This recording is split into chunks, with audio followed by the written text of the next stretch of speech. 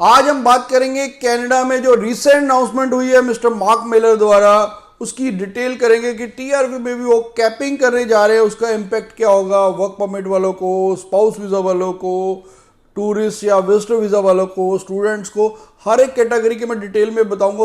Bells Overseas, the sound of your future. Hello everyone, मैं Kapil Bhatia bells overseas से। Bells overseas से आप कोई भी क्वेरी कर सकते हैं हमारे हेल्पलाइन नंबर 6292062920 पे कॉल करने के बाद। तो आज जो मेजर है अनाउंसमेंट हुई है मिस्टर मार्क मिलर ने, जिन्होंने क्लियरली ये बोला है कि हम आने वाले टाइम पे टीआरपी यानी कि टेम्परेरी रेजिडेंट वीज़ा वालों की जो कैपिंग करेंगे उनकी भी हम एक फिक्स करेंगे।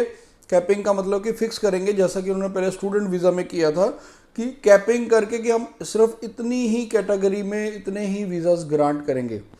उसमें मेजरली देखिए है क्या सिस्टम। पहले देखिए टीआरवी में आता क्या है। अगर आप परमानेंट रेजिडेंट हैं या सिटीजन हैं, उसको छोड़ के पीआर या सिटीजन को छोड़ के बाकी सारे टीआरवी कैटेगरी में आते हैं टेम्परेरी रेजिडेंट वीज़ा में। चाहे वो स्टडी वीज़ा है, चाहे वो स्पाउस वीज़ा है, चाहे वो सुपर वीज़ा है, चाहे वो वर्क परमिट है, चाहे आप टूरिस्ट या विजिटर वीज़ा भी अप्लाई करते हैं, सारे टेम्परेरी रेजिडेंट वीज़ा कैटेगरी में ही आता है। तो अब उन्होंने कहा कि हमारी जो कनाडा की पॉपुलेशन है वो 4 करोड़ के करीब है, 4 CR के करीब। तो उसमें से 25 लाख 2.5 मिलियन, वो 25 लाख टीआरवी वीज़ा ही हैं। तो उन्होंने कहा ये 6.6% बनती है हमारी जो टोटल पॉपुलेशन है उसका 6.6% सिर्फ टीआरवी है, टेम्परेरी रेजिडेंट वीज़ा पे ही है कनाडा में।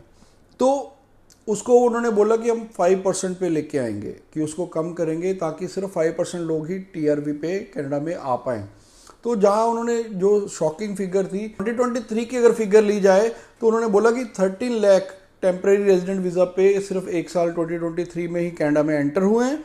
उनमें से उन्होंने बोला कि हमारा जो टारगेट है वो सिर्फ 5 लाख का है। तो वहाँ कहीं ना कहीं कह रहे डिस्पैरिटी आएगी, आने वाले टाइम पे प्रॉब्लम आएगी, हो सकता है उनमें से कुछ लोग इलीगल हों।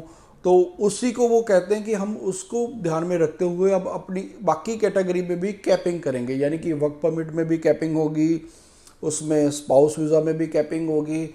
और उनको फिक्स कर दिया कि जैसे उन्होंने बोला कि 42% सिर्फ हम स्टूडेंट वीज़ा लेंगे, 9% सिर्फ उसमें स्पाउस वीज़ा रहेगा, और वर्क परमिट और टूरिस्ट विजिटर वीज़ा वाले पे भी। क्योंकि टूरिस्ट विजिटर वीज़ा की मैं बता रहा हूँ कि आने वाले टाइम पे अब स्क्रूटनिंग और ज़्यादा होगी, उनकी वेरिफिकेशन और ज़्यादा होगी, और सिर्फ उन्हीं को ही आने वाले टाइम पे टूरिस्ट या विजिटर वीज़ा मिलेगा जो उनको लगता है कि ये लोग वापस जाएंगे। अदरवाइज़ अभी जो जैसे अभी रिसेंट ट्रेंड देखे तो बहुत ज़बरदस्त ट्रेंड है, सभी को tourist visitor visa almost grant हो रहा है।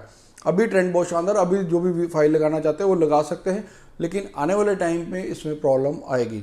अब बात करता हूँ वर्क परमिट की कैटेगरी को लेकर स्पेशली। तो वर्क परमिट में देखिए कि वो पहले से ही स्ट्रिक्ट हो चुके हैं। कैसे हो चुके हैं? वर्क परमिट में उन्होंने पहले तो लिमिया जो देते थे वो 1 ईयर की वैलिडिटी होती थी, उसको 6 मंथ कर दिया। अब जो लिमिया भी उन्होंने 30% का राइट दिया हुआ है कि कोई भी कंपनी है वो 30% फॉरेन वर्कर्स को बुला सकती है, यानी कि आउट ऑफ कनाडा 30% बुला सकते हैं। उसको भी कट कर दिया, उसको भी उन्होंने 20% कर दिया है। उन्होंने बोला कि जो 30% है उसमें से आप 10% और पहले कनाडा में फुलफिल कीजिए। आपको पता है उसमें भी उन्होंने और रेस्ट्रिक्शंस लगा दी हैं कि आपने क्या एफर्ट्स किए हैं यहाँ से कनाडा के करने के लिए, कनाडा से रिक्रूटमेंट करने के लिए, उसका हमें प्रूफ दीजिए। उसके बाद वो 20% को अलाउ करते हैं कि आप 20% आउट ऑफ कनाडा बुला सकते हैं।